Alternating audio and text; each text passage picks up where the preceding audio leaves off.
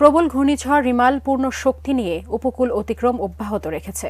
এটি আরও উত্তর দিকে অগ্রসর হয়ে সকাল 10টা নাগাদ অতিবৃষ্টি ছড়িয়ে দুর্বল হতে পারে বলে জানিয়েছে আবহাওয়া অধিদপ্তর।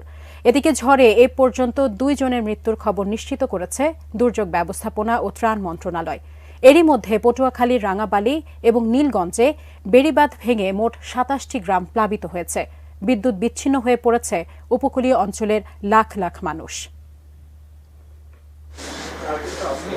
প্রায় 500 কিলোমিটার আকৃতির প্রবল ঘূর্ণিঝড় রিমালের কেন্দ্র রোববার রাত 8টার দিকে আঘাত হানে বাংলাদেশের উপকূলে।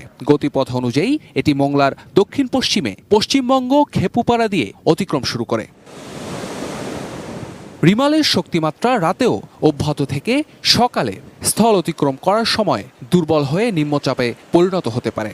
ঝড় চলাকালীন দেশের সমুদ্র ও উপকূলীয় নৌবন্দরগুলোকে মহাবিপদ সংকেত দেখিয়ে যেতে বলা হয়েছে আবহাওয়া অধিদপ্তর থেকে। জানানো হয়, সোমবার সকালের পর বৃষ্টিপাত ঝরিয়ে ধীরে ধীরে দুর্বল হতে পারে প্রবল ঘূর্ণিঝড় রিমাল। সকাল 10টার পর আস্তে আস্তে সে দুর্বল হবে, কিন্তু আমাদের বাংলাদেশ এবং পার্শ্ববর্তী এলাকা জুড়ে সে আবদ্ধ হয়ে পড়ে ক্রমশ বৃষ্টিপাত ঝরিয়ে আস্তে আস্তে সে দুর্বল হয়ে এই যে ঘূর্ণিঝড় রিমালের জার্নির পরিসমাপ্তি ঘটাবে।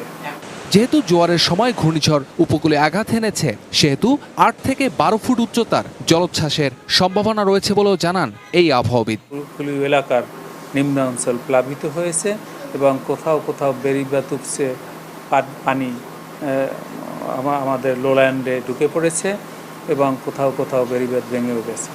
এদিকে ঘূর্ণিঝড়ের প্রভাবে সৃষ্ট দুর্যোগে উদ্বেগ জানিয়ে দুর্যোগ ব্যবস্থাপনা ও ত্রাণ প্রতিমন্ত্রী জানিয়েছেন, দুর্যোগ মোকাবেলায় সব ধরনের প্রস্তুতি নেওয়া হয়েছে। সবাই আমরা খুব সমন্বয়ভাবে কাজ করতেছি। আপনারা জানেন যে ইতিমধ্যে সমস্ত জায়গায় যেগুলি ক্ষতিগ্রস্ত হচ্ছে, সাথে সাথে আমরা ইতিমধ্যে সংবাদ দিয়েছি যে এগুলি যেন 2-1 দিনের মধ্যে এই রিপোর্টগুলি আমাদের কাছে চলে আসে, কোথায় কে ক্ষতিগ্রস্ত হয়েছে, এবং সাথে সাথে যেন আমরা এটার ব্যাপারে প্রয়োজনীয় ব্যবস্থা নিতে পারি। প্রায় 8 লাখ মানুষকে নিরাপদে সরিয়ে নেওয়ার কথাও বলেন প্রতিমন্ত্রী। জানান, দুর্যোগ পরবর্তী সময়েও সবকিছু সমন্বয় করে কাজ করবে মন্ত্রণালয়। শফিকুল হক, এটিএন নিউজ, ঢাকা।